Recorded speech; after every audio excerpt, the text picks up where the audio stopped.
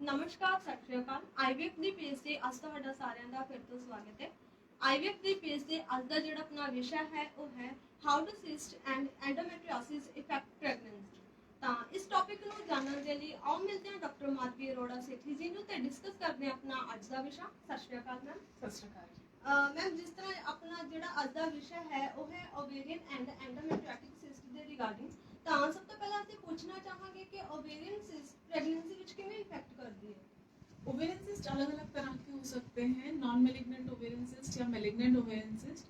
Non malignant रहते हैं तो एक सिंपल सिस्ट भी हो सकता है, क्लियर सिस्ट जो रहता है, जो फंक्शनल भी हो सकता है, नॉन फंक्शनल भी हो सकता है।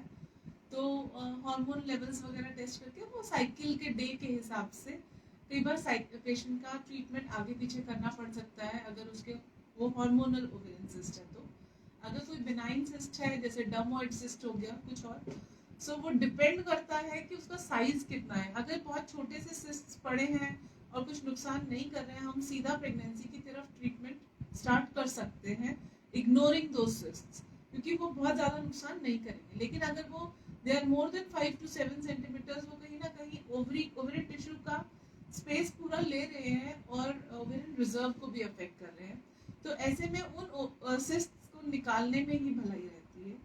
एक और तरह का सिस्ट जो मोस्ट कॉमनली देखा जाता है जैसे कि ये endometriotic cyst, chocolate cyst. Again वो भी अगर स्मॉल साइज के हैं और एसोसिएटेड एडिनोमाइसिस वगैरह नहीं है, so I think we can leave them alone and हम पहले इनफर्टिलिटी की तरफ फोकस करें। अगर उनसे कुछ प्रॉब्लम्स हो रही है, एक बार पेशेंट कंसीव कर जाए, हम उनकी सर्जरी प्लान कर सकते हैं, that would be a better option.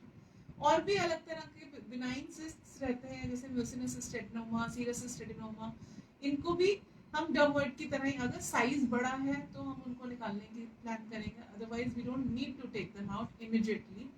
हम पहले प्रेगनेंसी पे फोकस कर सकते हैं। बट अगर मेलिग्नेंट निकलता है, ऑब्वियसली हमें प्रेगनेंसी साइड करके पेशेंट की वेलबींग के बारे में सोचते हुए पहले उनके ऊपर ही वर्क करना चाहिए।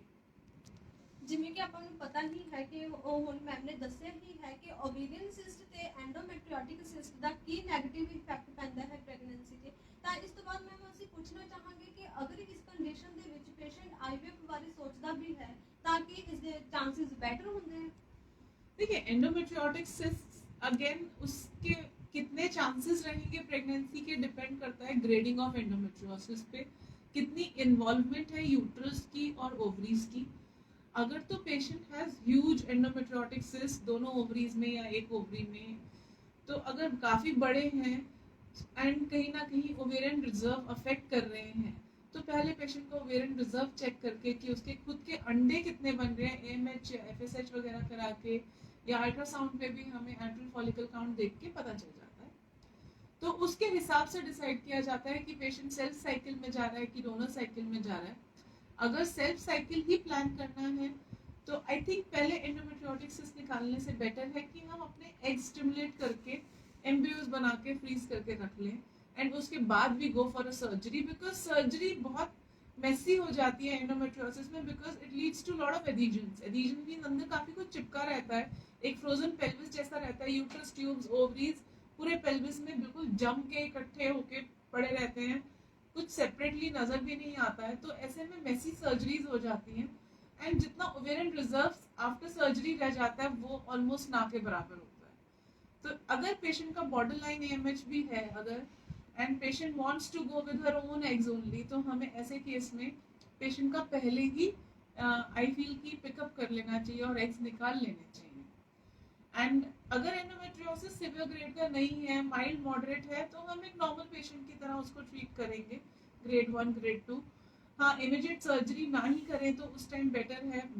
फर्स्ट प्रायोरिटी वुड बी कि हम पहले उसकी फर्टिलिटी इशू सॉल्व करें और सबसे पहले एटलीस्ट उसको एक बच्चा दे दें एंड उसके बाद हम इसका ट्रीटमेंट करें। बट हाँ, we have to weigh the pros and cons. अगर पेशेंट रियली पेन में है एंडोमेट्रियोसिस की वजह से and patient can not manage anything, उसकी लाइफ हेल बन चुकी है with all those symptoms of dysmenorrhea, dyspareunia and everything, तो ऐसे केसेस में फिर हाँ, surgery would be the better. So to weigh कि what is more important for the patient and according to you for the patient, and accordingly we have to decide. So you have to plan it accordingly. And IVF का success rate also depends. अगर grade 4 रहता है तो success rate is slightly on the lower side, and अगर grade 1 grade 2 रहता है तो you can, there is good enough chances for you to conceive. And अगर एम्ब्रियोज बन गए हैं, अगर एडिनोमाइसिस यूट्रस भी इन्वॉल्व है, तो कहीं ना कहीं यूट्राइन रिसेप्टिविटी भी अफेक्ट होती है. सो वहाँ पे भी चांसेस अफेक्ट होते हैं. नेचुरली जो नॉर्मली जो एक नॉर्मल यूट्रस में जितने प्रेगनेंसी के चांसेस होते हैं, एडिनोमेट्रिक यूट्रस में उससे कम रहते हैं. अगेन ग्रेड 3 ग्रेड 4 एंडोमेट्रियोसिस में एग क्वालिटी भी अफेक्ट होती है. So we have to plan accordingly कि प्लान क्या करना है. तो अगर पेशेंट को एंडोमेट्रियोसिस है, उसको जल्दी से जल्दी अपनी फर्टिलिटी के बारे में सोच के अपने गायनेकोलॉजिस्ट से मिल के प्लान कर लेना चाहिए. ਇਸ ਤਰ੍ਹਾਂ ਤੁਸੀਂ ਦੇਖ ਹੀ ਸਕਦੇ ਹੋ ਕਿ ਅੱਜ ਦੇ ਵਿਸ਼ੇ ਦੇ ਵਿੱਚ ਆਪਾਂ ਨੇ ਓਵੇਰੀਅਨ ਤੇ ਐਂਡੋਮੈਟ੍ਰਿਓਟਿਕ ਸਿਸਟ ਦਾ ਪ੍ਰੈਗਨੈਂਸੀ ਤੇ ਕੀ ਨੈਗੇਟਿਵ ਇਫੈਕਟ ਪੈਂਦਾ ਹੈ ਇਸ ਦੇ ਬਾਰੇ ਜਾਣਿਆ ਹੈ. ਇਸ ਦੇ ਨਾਲ ਹੀ ਆਪਾਂ ਨੇ ਇਹ ਵੀ ਜਾਣਿਆ ਹੈ ਕਿ ਇਸ ਨੂੰ ਕਿਵੇਂ ਟ੍ਰੀਟ ਕੀਤਾ ਜਾ ਸਕਦਾ ਹੈ. ਤਾਂ ਨੈਕਸਟ ਟਾਈਮ ਤੋਂ ਫਿਰ ਤੋਂ ਮਿਲਾਂਗੇ ਇੱਕ ਨਵੇਂ ਵਿਸ਼ੇ ਦੇ ਨਾਲ.